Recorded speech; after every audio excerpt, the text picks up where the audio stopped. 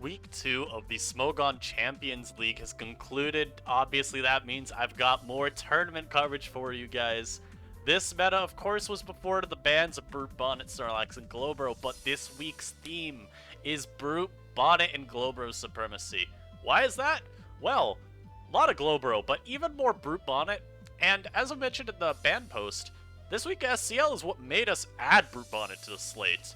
On Sunday, the day we were concluding voting, Eternally and I said to each other, hey, Mom might be a little OP, so let's vote on it.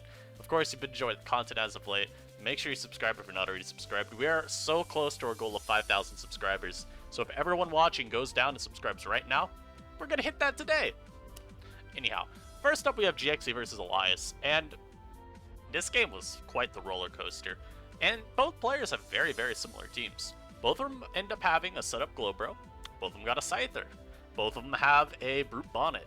Elias ends up being loaded dice, whereas GXE is bringing one of the more, I would say, consistently potent sets, which is just Terra Dark with Synthesis. Very hard to take this mon down, especially when you get rid of that nasty quad weakness to U-turn. You end up being able to kind of stay in versus a lot of things that you otherwise wouldn't be able to, and exert a lot of pressure. In fact, you'll see later in this game, this Piloswine ends up just being unable to force the Brute Bonnet out because of the Terra Dark. Now, as we get into this game, it's Chansey versus the Poros. This is always going to be a switch because why am I going to let my Chansey die to CC, right? So Glowbro comes in. Elias immediately gets his Bonnet in. GXE with a very nice pivot here, and you're going to also see, yeah, Bullet Seed is still not very strong. Knuckle Stack is very bulky. And GXE very intelligently trades damage here. Now, I think if this wasn't, like, what's it called? Loaded dice, if it was just Synthesis, 2 attacks with Spore, this wouldn't be as good of a trade, because you basically would have just traded Knuckle Stack for chip that get recovered later. But this ends up sticking, and it just makes it a lot easier to deal with. GXE also did this with his Knuckle Stack in part because this is Iron Press on this team. That mod, Iron Press, Knuckle Stack is not beating Hoopa, ever. So, we see him sack for chip, and then get the Chansey out, then get his rocks, and T with the Glowbro. Chansey, decent mon right now because of Blissey leaving for OU. Also, kind of decent at trading with Glowbro, and preventing the sweep. And we see this game, that's particularly the case because Elias does not have Psyshock, so GXE is able to just trade hits. Seismic spams until he has to switch because you don't want to keep the poison. This actually ends up being a double switch, whereas GXE goes Bonnet, Elias goes Scyther, and here is a true Brute Bonnet moment. GXE goes for Terra Dark because he knows he'll live a U-turn, as Elias goes for the defog and gets one-tapped by Crunch. Oh, but you want to see more Bonnet? Here you go. Elias went to his, and he gets a Spore on Jolteon, and the Spore is quite nice. Like, Jolteon's already never doing much this game, because you've got to deal with Piloswine, which is probably the hardest Pokemon for Jolteon to beat. And you've also got to deal with the Hoopa, which, although not Assault Vest in this game, it is still a Hoopa with 130 base special defense. Very hard mon to get past. CM boosts aren't going to do it because you're going to still get hit by Psyshock. Now, GXE brings in his Glowbro on the Bonnet because he can always take a hit thanks to his Colbur. And then he pivots Scyther, and knowing a stab move won't come out, probably a focus because you've got both Chansey and your own Brute as potential switch-ins. This lets him get a lot of chip on the Glowbur with doing the into U-turn, bring his Chansey back in, look for his Stealth Rock because you want to keep those up just so the Brute doesn't get to keep switching in so freely. And it'll even help versus Poros. Now he ends up actually just going for Soft Boiled, but he does make a very nice Stealth Rock play there, knowing that the CC is pretty obvious. And now they just end up trading rocks. Unfortunately, this does let Hoopa in, but again, GXE knows the stab move won't come out. So he goes Scyther. Crit knockoff, kind of annoying, but not that detrimental. It still would have been the same idea of this mon now only getting to switch in one more time without its boots. And now the Brute's back, once again. And Boros will come in on this Crunch, but this Crunch will still do a decent chunk. Nice little 29, I think it was. Yeah, 29%. Unfortunately, GXE does not go for another Crunch, which is 100% what I would have done because I'm terrible at the game. He makes the good play and goes Glowbro. And then pivots Chansey, and of course, with the Hoopa's what comes out. But hey, you know, you can't fault me for making some big plays like that. Chansey does go for the T-Wave, seeing if Hoopa would try and stay and go for Focus, because Focus Blast ain't killing you. Unfortunately, his Chansey does get flinched by that first crash. And his next Ice Crash flinches once again. So he has to switch, but now you're going to see the power of the Brute. Look at how little this one takes from these EQs. They are bouncing off of it, and it's not weak to no Icicle Crash anymore. So Brute Bonnet just easily 1v1s his Piloswine. And just think though, if the Jolteon hadn't been put to sleep, this would have been an incredible trade. Because Piloswine being this weak, okay, now you can do something with your Jolt. It's still not a great time, right? Because his Hoopa's near full, and like I said, it will check you just because it's got so much special bulk. But, if you get rid of the hard wall, like GXC was able to do, that's still incredible. You now only have to play around potential Brute Bonnet Sucker Punch. Scarf Poros is still a problem, but maybe you could do something with your Terra type, depending on what move it goes for. All I'm saying, this Jolteon being put to sleep is something that's really being felt at this point. Now, Elias KOs the Chansey there with the Psyshock, and the Brute comes out here. I do kind of question why Sucker Punch didn't come out here, because with Elias still having his Terra, and Hoopa always being Terra Fairy just about, I think if you're going Brute Bonnet, you may as well be Suckering. My guess is that GXC was thinking, okay, well, obviously I'm Sucker here, so he'll switch, but Elias just decides, nah, I'll make the greedy play and instead just go for my Terra Fairy. May as well, right? And yeah, we got a Hoopa versus Glowbro. Glowbro always has to switch out because this Hoopa is going to obliterate it with Shadow Ball. And, I mean, at this point, it's pretty dire for GXC. There's no way he could come back from this, right? No, let's see. Scyther out now. He goes for a dual Wing Beat. Now we're going to see a very, very good play from him. Knowing his only win con is Scyther last, he's going to U-turn to the Glowbro and basically just use it as death fodder at this point. I might be a little ahead of myself. The Glowbro Nats blots out versus the other one because it will win the exchange. And yeah, this Poros is not beating you down. I think this was kind of egregious from Elias here. This sequence I think is why this game ends up being so close. Elias probably should have just been going Hoopa at some point here instead of sacking his Tauros. Because now for no reason, Scyther outspeeds everything on Elias's team. For no real good reason at all, you know? Now the Glowbro goes down to the Shadow Ball here. Scyther comes out now. You see dual Wing Beat, always revenge goes to Hoopa. And you're gonna see here is where Elias, well not Elias, GX makes a great play. Knowing his only condition is Sword Stance and Glowbro getting paralyzed to death. And he does end up getting 2 full pairs in a row, actually letting beat the Glowbro down. And now the game comes down to a game of chicken. So, there's one. One was used earlier. Alright, that's 2 Sucker Punches. 2 Sucker Punches stalled out. Surely he won't get them all, right? Oh, that's 3. Only 4 more. But there's no way, right? There's no way. Oh, that's 4. Come on, guys, now. Come on. Oh, that's another. Oh, that's only 2 more. Oh, that's not good, Elias. And GXC lost. But I don't think this game should have ever been this close to begin with. I do think this was a bit sloppy from Elias near the end, where there just wasn't a lot of reason that he needed to play the Tauros so weirdly like that. What I think was the better route, especially since Brute Bonnet from GXC had Terra'd earlier, you didn't ever have to worry about this Glowbro going for its own Terra. It was probably better to just sack off your Bonnet to the Glowbro as it was boosting and just go for a crunch. Scyther and Glowbro were the only 2 mons left. You could have risked it on any of those turns that it ended up plotting instead, or slacking off, and just gone for a crunch. Even if you don't KO, you still get Hoopa in the next turn, and you'll actually have your Poros in the back then to clean up. So, execution was off. Elias still gets the win though. Very nice first game, and it does show just how potent Brute is. For each side, with the Brute Bonnet at the end of the day still being able to pressure that Scyther into having to try its damn best to, you know, dance its problems away.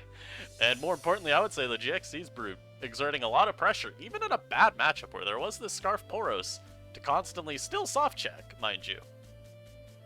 Pretty good mon. And now, I'm about to say, now we have a black screen, incredible.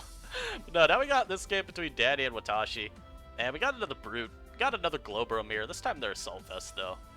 And we got a lovely little Altaria that I like to call Perish Song Altaria.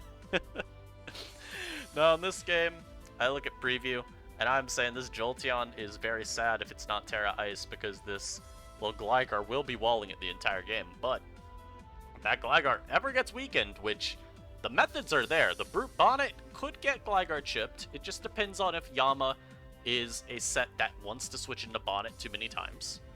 And even Poros could maybe persuade Gligar to take a hit or two. Copperajah, same deal, could maybe persuade. I mean, again, really, a lot of these bonds are contingent on the Yama set and whether or not they actually draw Gligar out. Because if the Yama is a bulky set with like leftovers, then yeah, I mean, Hariyama switching into Bonnet at that point. Copperajah switching in. But if it's like, or I mean, say Yama switching into Raja or Bonnet, not Copperajah switching into Yama, jeez.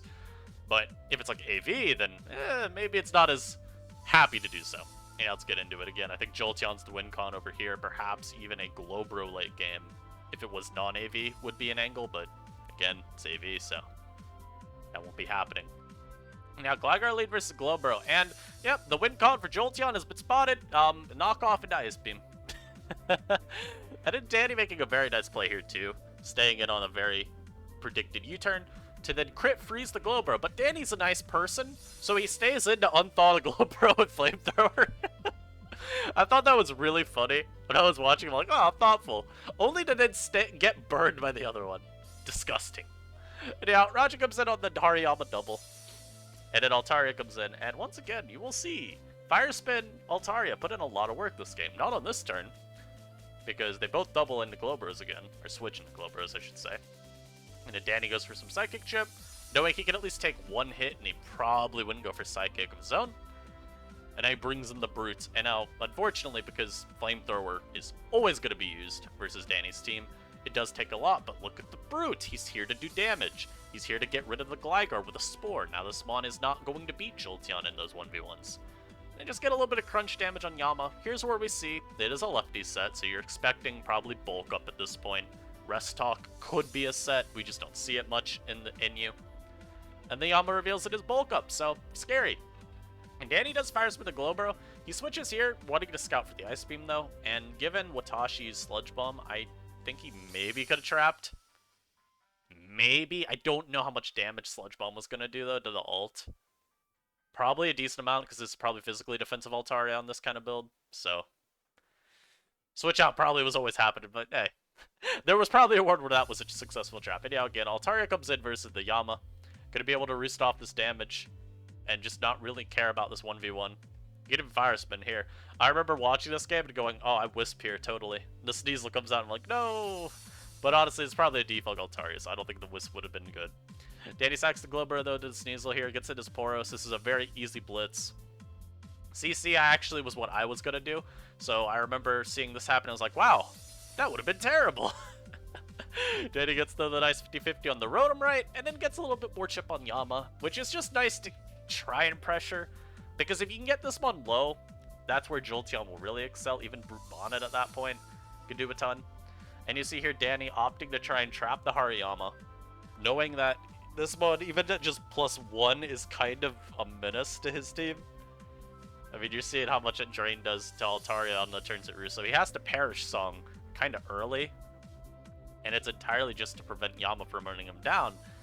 Watashi very smartly, or perhaps a little overzealously, he does go for his Terra Steel here, which lets him pop the Altaria. Now that is quite helpful. The caveat is, of course, now Brute Bonnet doesn't really have switch-ins, because Terra Dark Bonnet is going to smash. Good switch from Watashi, knowing a Spore was coming out, as the Brute just crunches. But with Yama Terra Steel, there's nothing to switch in. And yeah, if you thought Sneasel counted, no. No, no, no. No. Now, that was a bit of a greedy sucker in the sense of this could have Ice Sharded, and its sucker doesn't work. But, very nice play from Danny. Just, again, you see the power of Bonnet popping a Sneasel with a resistant attack when it was still at near 70 HP, 70%. And then 1v1ing the Yama because it went for its Terra.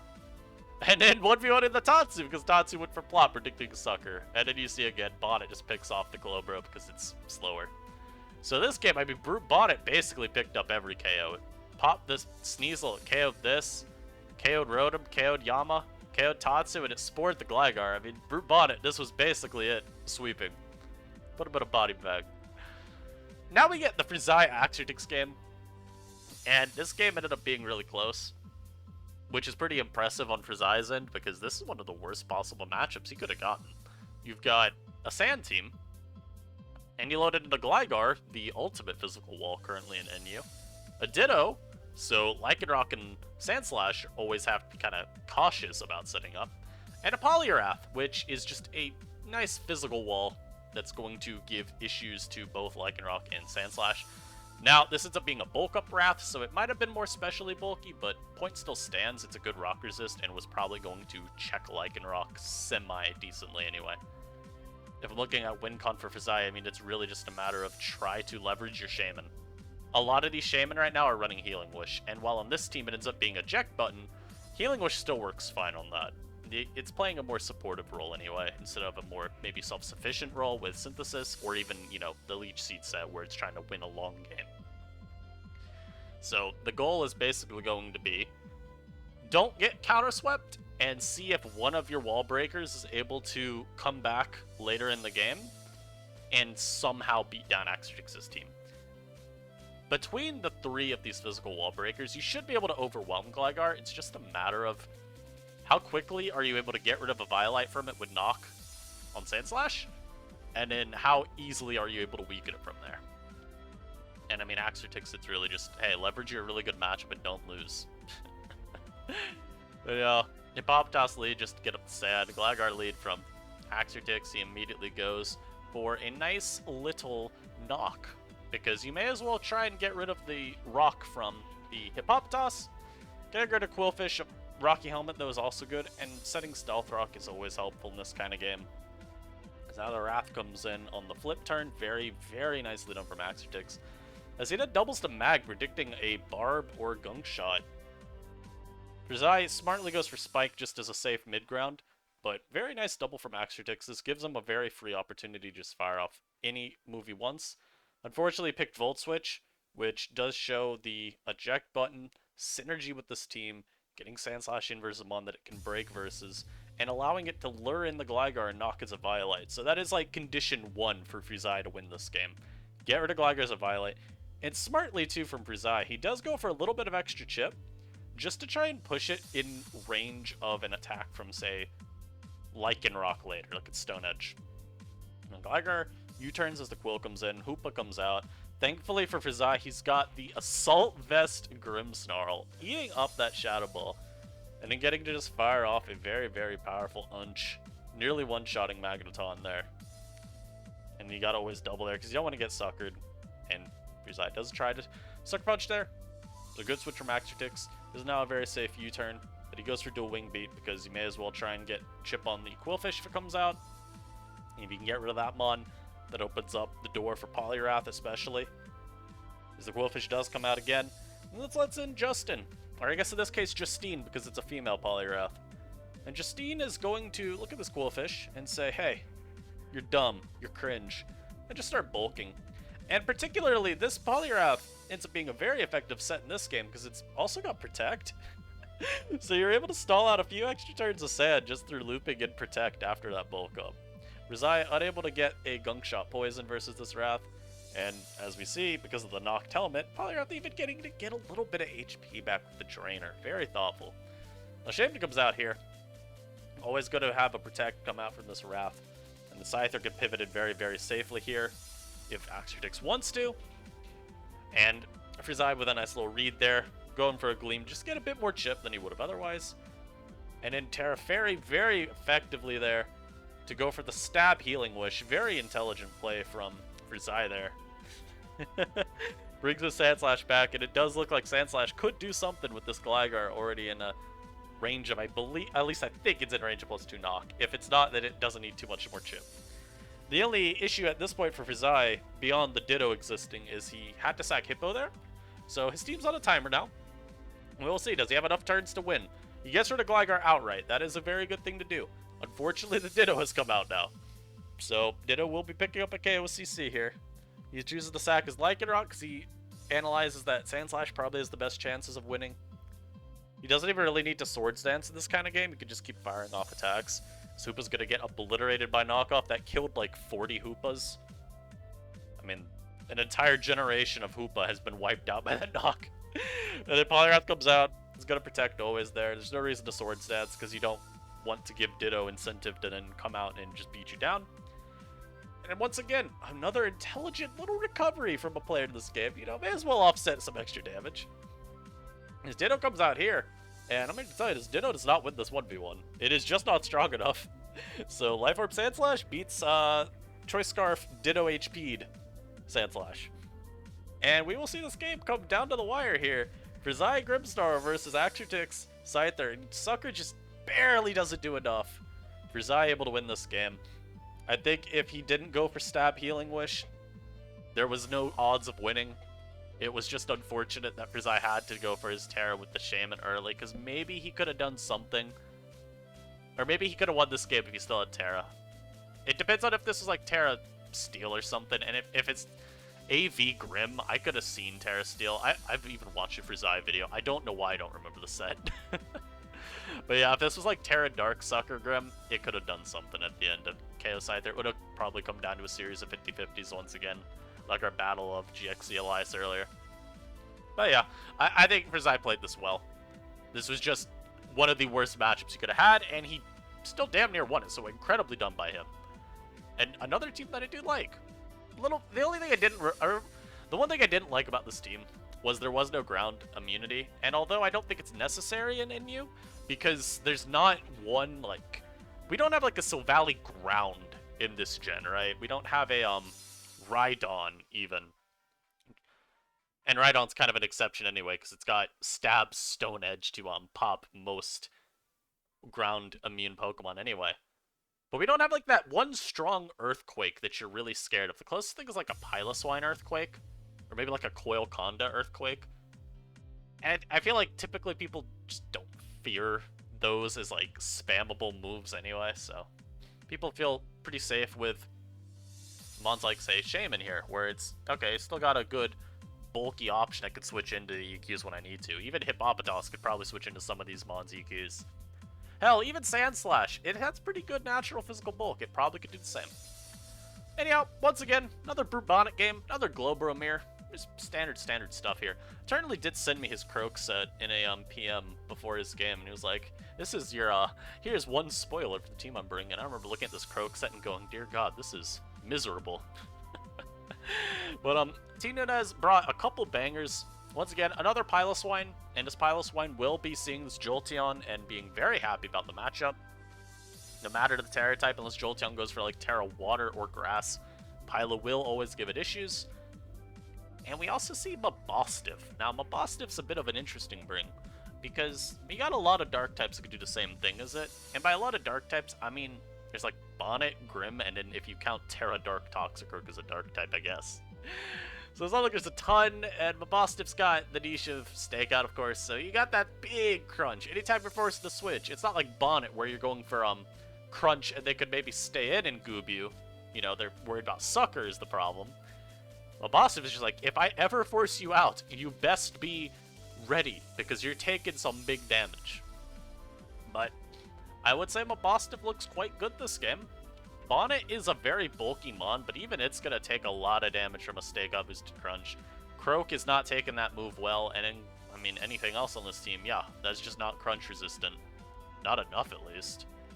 And what I would say the biggest threat to Eternally in this game is really just the fact that there's a Shaman with a Jolteon.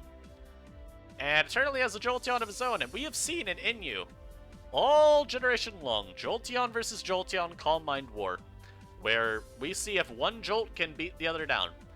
And if Tunas is on the winning end of that exchange, it could just mean he wins the entire game, because you've got Shaman. You could bring this Jolteon back later. So, let's see how this goes. We see a Scytherly versus Bronzong, and immediately Balls Dog is brought out on the Stealth Rock. So, yeah, let's see this crunch damage. Oh, Glowbro. Well, that's surely going to take this well. It's a Glowbro, right? No. Would have done 166% damage. That is what I mean, too, by the Bonnet. Look at what it still takes. It's not even two-shot, which I will say is kind of vile. But Hey, ate it up. Now, this was a bit of an unfortunate play here. Eternally does get the crunch here. He just doesn't Sucker Punch there. I think he assumed that the, See, this is what I'm still trying to figure out. I think he expected Scyther to come out here. And so he went to Glowbro to try and just get some, It didn't even matter what he expected to come out here, right? He expected a switch. So he goes to Glowbro to just try and get it back to more HP because it's, you know, it's a damn good mon. You want to have this mon around for later. And unfortunately, Tunas just like, yeah, I don't care if I lose my Shaman. Or he predicts the, you know, non-Sucker Punch it stays in, but damn, is that greedy. But it worked. And now Eternally has to go back to Bonnet and sack it when he probably could have got rid of Shaman. I'm here to tell you right now, that Shaman being around still. Not exactly ideal. We do see here, though, Sword Stance Toxicroak, and Tunas is very effectively lured by the Earthquake. I didn't expect this mon to do anything this game. It did more than something. So, very nicely done by Eternally. Getting rid of that Glowbro that does open up his own Glowbro a bit. Even keeps his own Toxicroak opened up somewhat. Just got rid of one of the mons that could check it. Unfortunately for Etern, he lost his rocks. And if you can't get those back, I'm here to tell you right now that Shaman, it will Healing Wish. So the Bronzong comes out here. Unfortunately, Eternally decides, hey, I need to body press the Mabosstiff, which is a good play. But Mabosstiff was not needed, because now here's Jolteon. I will say I find that Jolteon play a little greedy, but maybe it wasn't actually. The only reason I say I find it greedy, I want to explain real quick. I do think Bronzong could have probably traded hits versus Jolt, and if it gets too low, it's like, was that worth it? I don't know. Anyhow, Eternally bringing out his own Jolt reveals Terra Fire, which is very cool.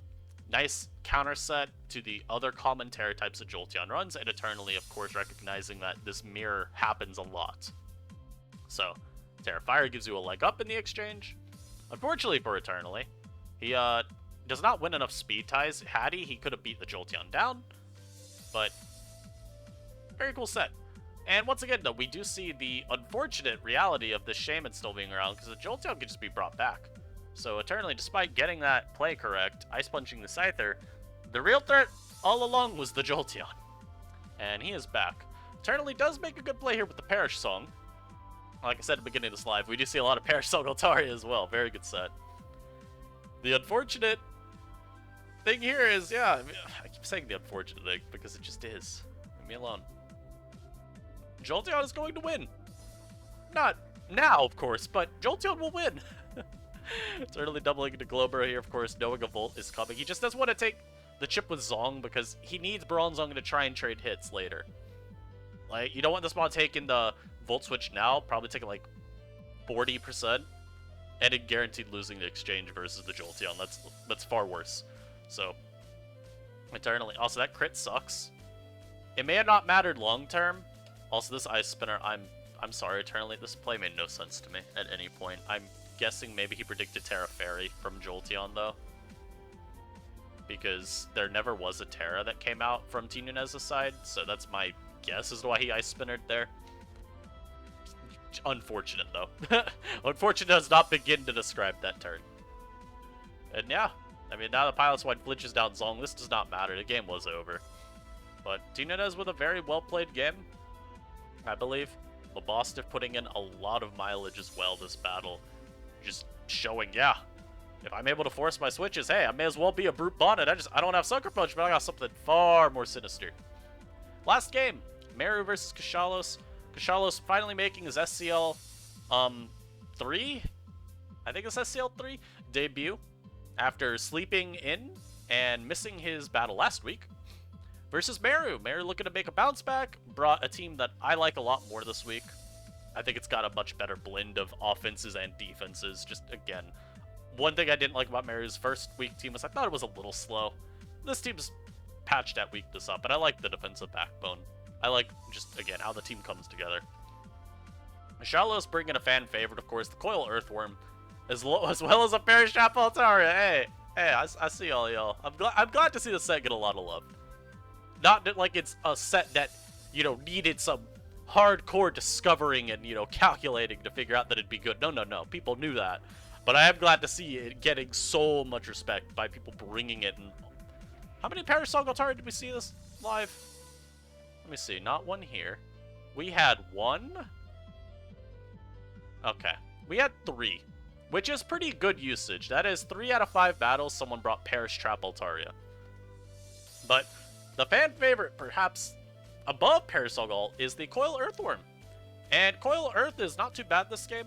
Depends on what variant Kush sees, and I mean, spoiler alert, we don't really get to see what the worm had going on beyond that it was Coil. Didn't see if it had Sub or Protect or some other move. But it's got a decent enough matchup from preview here. Lazzle, of course, we know you can get by with EQ, but this isn't DQ. Rotom's a little annoying, but there's nothing really threatening about Rotom, I would say, this game. You got both Jolt and Lax. So, plenty of room to play around it. Even Shaman, and this looks like a Scarf Shaman just based on the team composition, so you don't even have to worry about that. So, more healing with Shaman plus Jolteon shenanigans, and then having both Lax and Earthworm kind of makes this even more diabolical. These are 2 bulky setup sweepers that are very, Lax especially, very happy to set up randomly early in a game and then just trade HP with something. So if you get them to have a second chance to bring it back, never even have to go for rest, like don't care about wasting turns like that, very useful. So if I'm looking from Kush's team, there's really not one win con that I'd point out. There's more just like Healing Wish into any of these 3. All of these very, very scary. Maybe less so Jolteon because we got the Pylos game. But Lax, I would say, is pretty potent because you only really need 1 turn to go right versus a potential Encore Lazzle or like a Rotom to have Lax go off. And then with Worm, it's kind of just Worm does so much else this game through soft checking all of Pylos, Scyther, and Brute Bonnet that you're still happy with what it's going to do. So we see Calos lead Mesprit staying on a U-turn because this is a bulky Mesprit, so it does not take much chip, and he's able to just very quickly set up his Stealth Rock. And that is nice. We also see the only Booster Energy Brute Bonnet of this week, and look how well Earthworm takes us in. Now, unfortunately, there's CC, and that does a lot. But look at how well Earthworm took this. And we're going to see Calos make a very nice little aggro play here. Fish for some Iron Tail chip. The crit here is It's pretty nice. Just means that Salazzle is weaker for later on. Like, there's fewer times that it can just come in and look for disruption with Encore and Knockoff. Particularly nice because now that Snorlax isn't as annoyed by Lazzle's presence. It's a lot riskier for it to take those aggressive plays. And again, Calos, knowing the limits of this Mesprit, stays in, eats that Shadow Ball up, gets rid of the Rotom's Scarf. Now it even dies to Rocks. Now, unfortunately, did not make the play that I wanted him to, which was go Jolteon there, but obviously did not matter. And he gets another very useful crit, so definitely getting a lot to go right for him this game so far. Crit on the Bonnet especially is useful, because since we see Booster Energy, it's pretty unlikely that the Brute Bonnet would have Synthesis. Usually on Booster Energy, you see 4 attacks, or just Spore with 3, because you want to make sure you optimize the attack boost. So, here we see the Shaman decide, hey, let's bring back Earthworm. Especially because with Rotom gone and Lazzle weakened, Worm's in a great spot.